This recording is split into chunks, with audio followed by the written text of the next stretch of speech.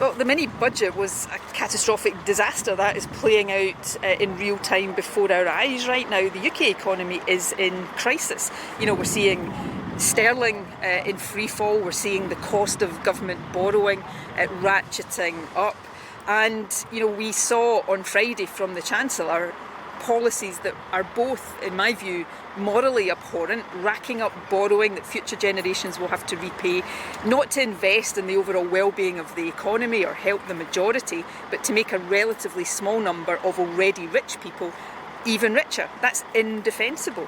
But these policies are also, as we're seeing right now in the reaction of the markets, fiscally reckless and are leading to a situation where interest rates and the cost of borrowing is going to soar in the UK, hitting people in mortgage repayments and other debt repayments, and we're going to see inflation continue to be a problem. This government, UK government, seems to have no idea what it is doing, the damage it is doing to the economy overall and to the living standards of the majority is deep and very, very serious. We'll take a sensible approach, which will be in stark contrast to the one we're seeing from the UK government. We have a situation right now where everybody, bar the most tribal Tory supporters, thinks what the Chancellor has done is morally repugnant and fiscally damaging and reckless.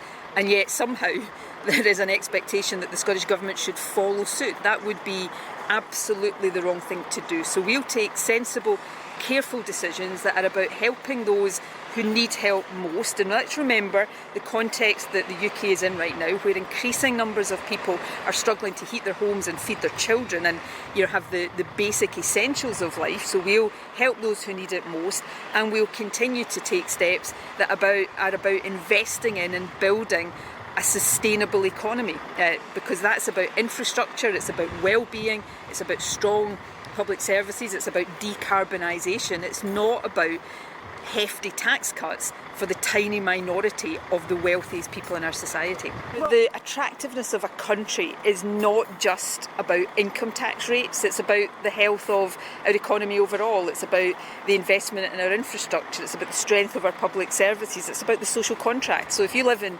Scotland, unlike in England, you don't pay £9,000 a year for your children to go to university.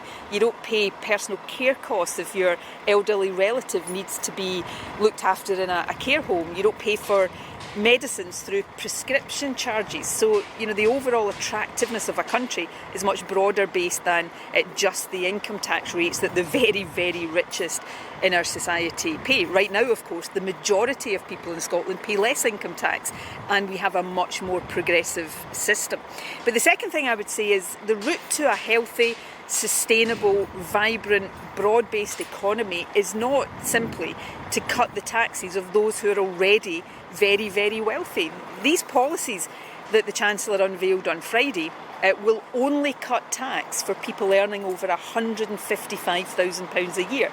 Everybody below that, and this is according to the Institute of Fiscal Studies, will pay more. They'll also be hit by rising costs of borrowing and soaring inflation. So why would the Scottish Government replicate in every sense an economic approach that everybody sensible thinks is a disaster for the UK? It would make no sense at all. So we'll continue to take decisions that are in the interests of the majority in Scotland.